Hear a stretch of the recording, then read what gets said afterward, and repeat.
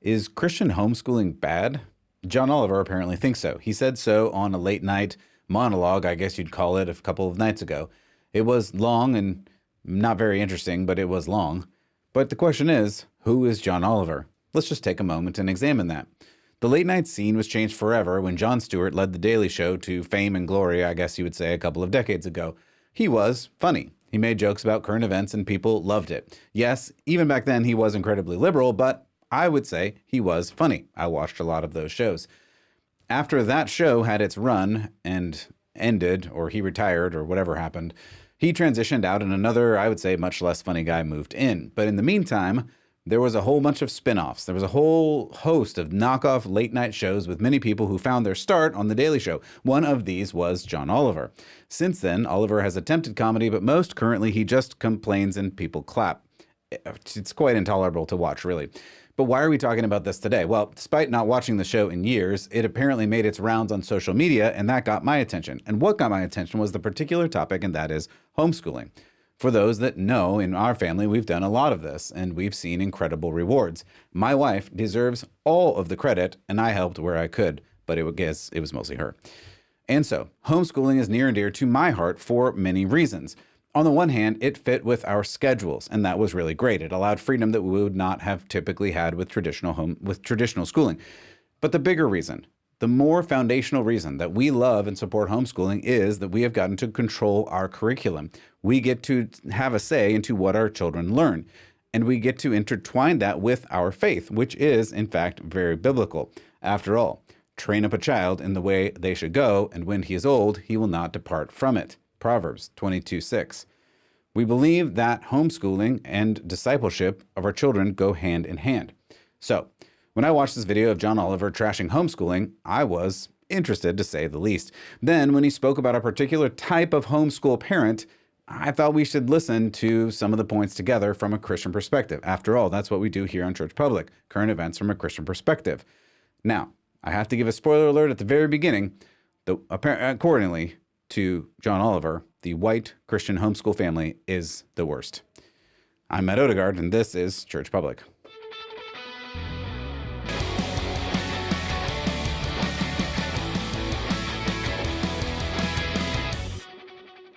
Welcome back to Church Public. Again, I'm Matt Odegaard, your host as always, and just really appreciate your support. You're listening to this. If you're on audio, I love you. If you want to see the video, I'm going to be playing a fair bit of videos today, so you can navigate over to YouTube, provided that they don't hate me and block this particular video. We'll have to see how that goes. But if it is not on YouTube, I will post it to Rumble or somewhere else so that you can see the video, because I think this video is going to be rather interesting. I hope you do too. If you do think this is interesting, please share it with a friend. Hit the like button, the subscribe, the notifications, hit all the things. Give a review if you want. Whatever you want to do. And if you do feel like supporting, you can go to churchpublic.com/support. All right, let's talk about some of this homeschool shenanigans. Apparently, John Oliver hates homeschooling, except for homeschooling of a certain kind. And I don't know how else to say this, so I'm just going to show you the video that he played and said this type of homeschooling was great. EFGHIJKLMNOP. That is clearly excellent. So that kind of homeschooling is really good. He also gave this as an example of great homeschooling. Let's see. At 15, Victoria asked her mom, Bernita, to take her out of Detroit schools. She says she was being bullied relentlessly for her appearance. That's great. That is very nice. So there's a couple of examples of homeschool that he really, really likes. And then he gives an example of one where he doesn't. Take this man who offers this pretty shaky rationalization for pulling his kid out of school. I think the type of content on what they're teaching about sex or anal sex, that my third grade daughter should not be in a classroom where a teacher or someone else is teaching her about. And I would 100% agree. And on this channel, I know that was a bit graphic. I apologize for that. I should have hit the button on that. But at the same time, we know this is happening in schools. But John Oliver apparently doesn't know this is happening in schools. Well, that sounds like although I guess I do basically agree with him there. Things that are definitely not happening should continue not to happen. Yeah. So definitely not happening like this one that I showed, I mean, months ago at this point, of an elementary school. doing Pride Day with people in rainbow wigs and rainbow flags and rainbow unicorns and all of these small elementary school children.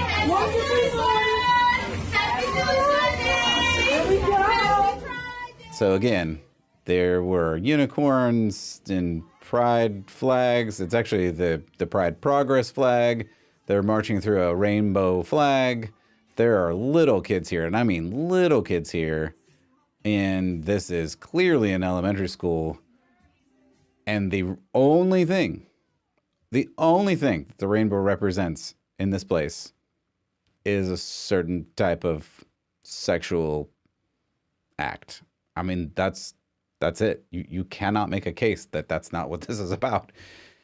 But this seems like another example of, hey, this is happening, but it's not happening. Don't believe your lying eyes.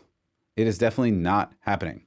And also, just as a reminder, if it's not happening, why do they care so much that it needs to happen? I mean, remember in Florida, there was this whole big thing of the parental safety bill that, you know, said, here, I've had it for you. Let's read what this says again. Remember, this bill said, quote, classroom instruction by school personnel or third parties on sexual orientation or gender identity may not occur in kindergarten through grade 3 in a manner that is not age appropriate or developmentally appropriate for schools in accordance with state standards. I mean, pretty standard stuff. Like, and that's only up to grade 3. But of course, that was called the Don't Say Gay bill. It didn't say that, but that's what people called it. And John Oliver commented on it and said this. It's not about sex at all. It's about denying the existence of gay people. Like, really? Do people believe that gay people don't exist? That seems like a bit of a stretch. But anyway, this is again one of those, hey, this is definitely not happening, but it's really good that it is happening kinds of things that we just see all the time at this point. They have to say it doesn't exist and it's not happening. But then when we point to examples of where it literally is happening and we can see it happening, they're like, well, yeah, it's really good that it's happening, but it's not really happening. But when it is happening, it's really, really good that it's happening. And around goes the carousel. Anyway, then he goes off on this other tirade talking about how homeschool learning is really, really bad academically. There is no oversight and no evaluation by anyone of the academic program and of students' progress. And that's not entirely true. Having homeschooled ourselves in various states at this point, there are different states that have different rules. In fact, I've been in states that have very specific rules where you have to submit reports of the academic progress every single month, or else you do get in trouble. And there's all kinds of trouble. And there's CPS things that happen. And I don't even want to talk about any of that. But that's the kind of thing that can happen in some states. And sure, there are states where you just sign on the line and then you have to, it's up to you whether you homeschool or not. Now, that's a little bit of accountability. Like, what do you want your kids to be like? You got to figure that out. But are homeschool kids really much worse academically than some other schools? Like this Imagine School, or sorry, the I Promise School. Remember the I Promise School for kids who need help learning? This LeBron James, he started this school to really give kids the opportunity to learn. Let's check in on how that's going. So for 3 years, not one child passed the state test in math, not one, for 3 years. It is discouraging. It's discouraging. It's discouraging that kids at this super important school started by basketball superstar LeBron James to really give kids a chance didn't pass any exams at all for 3 years. I mean, that's discouraging.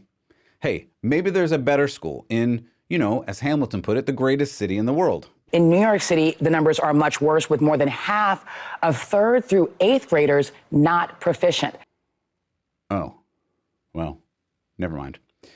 Then Oliver launches into this weird rant about learning from a biblical perspective, because that's different than learning from a secular perspective, which really has been true for all of history. But let's hear what he had to say about that. One current Abeka history book says that the beginning of the 20th century witnessed a cultural breakdown that threatened to destroy the very roots of Western civilization. The cause of this dissolution was an idea or philosophy known as liberalism. A workbook from ACE celebrates the Confederate General Robert E. Lee as a devoted Christian, and a science book from Bob Jones University claims that biblical and scientific evidence tends to support the idea that men and dinosaurs existed at the same time. Yeah, because biblical learning is different than liberal learning, because biblical learning is based on the truths that are evident in the Bible and in creation and in reality. And so kids are learning and practicing critical thinking and getting a biblically based education that includes principles that have been true for thousands of years at this point. That's terrible. By the way, full disclosure, in case you are interested in sending me to the gulag, yes, I admit my kids have done Abeka. So, yeah. Also, in case you were wondering, in general, homeschool children actually outperform government school children in almost every metric. But, I mean, hey, who's counting, John Oliver? Who's counting? Because after all, there's almost no supervision, so these students getting better grades must be dangerous or something. Anyway, here's a picture of a stat saying that by percentage, homeschoolers beat out state schools pretty much always. This is copyright 2017 by Brian D. Ray. Anyway, Oliver makes fun of this homeschool advocate from this 2004 video where this homeschool advocate talks about something crazy in 2004, like overturning Roe v. Wade, which, by the way, actually happened. But hey, homeschoolers are just silly, right? I can't wait for the day when our young people vanquish the enemy by a 5-4 vote reversing Roe versus Wade, where we vanquish the specter of same-sex marriage. That's the standard of victory. OK, there is a lot that is hard to take. I mean, anyway, this video just keeps going and going. It's 20-something minutes long of him just railing on homeschooling because apparently he really just hates homeschool. I mean, the white Christian kind. He loves this kind. EFGHIJKLMNOP. That is clearly excellent. Yeah.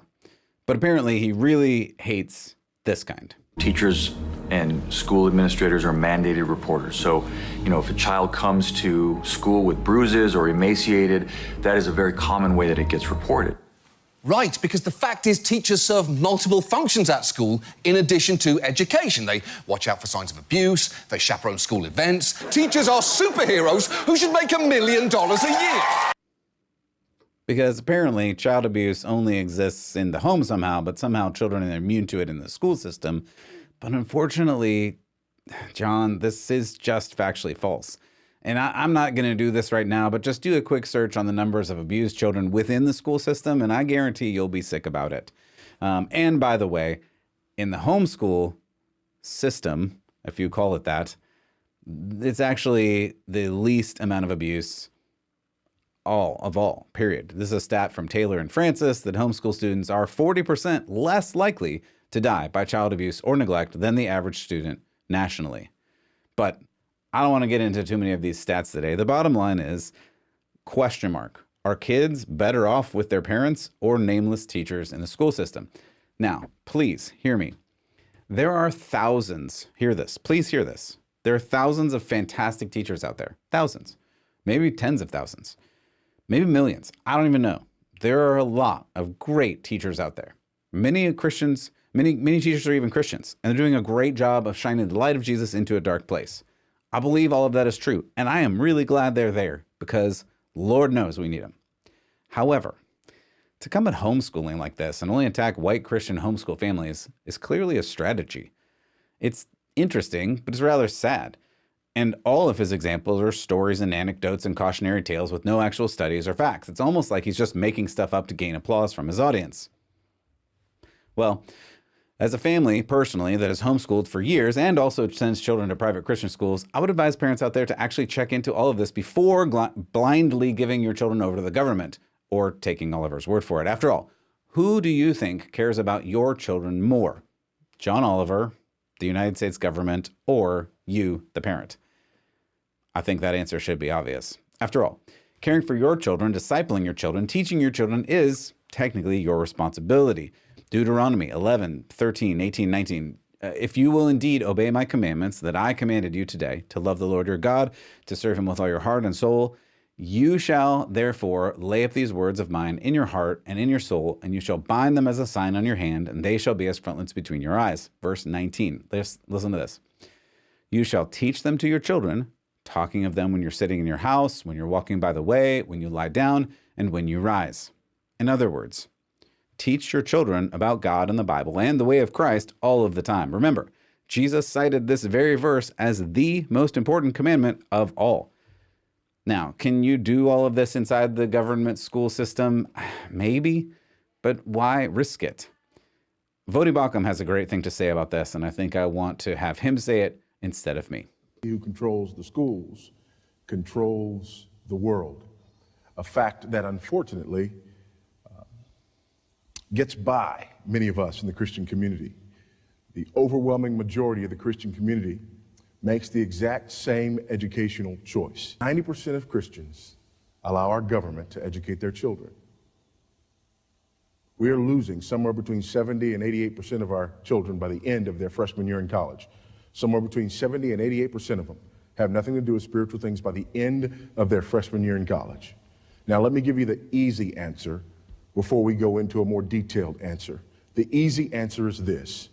If we continue to send our children to Caesar for their education, we need to stop being surprised when they come home as Romans. If that's the first time you've heard that, I would recommend you go and listen to that whole message because it's fantastic. And that message was a few decades ago at this point. The stats are probably different and probably worse now. But I love the way that he says that. Why are you surprised when you keep sending your kids to these government schools and they come back at Romans? On another side of things, if we take the biblical path, Proverbs 22:6 reminds us that we should train up a child in the way he should go, and when he is old, he will not depart from it. This is our responsibility. It's our job to train our kids, and I hope that you do that in the best way that you can. I know homeschool is not for everybody. It is the hardest thing we've ever done in this family. And yet, I would say the rewards are worth it. It's up to you. You can take John Oliver's word for it, or you can take God's. I mean, the choice is ultimately yours. For Church Public, I'm Matt Odegaard, and I hope that you will keep the faith.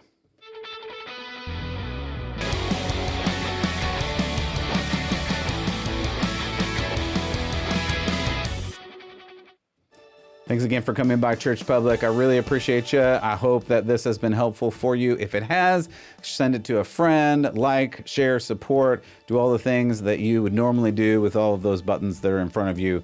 I appreciate it. I love you. I look forward to seeing you the next time. God bless and keep the faith.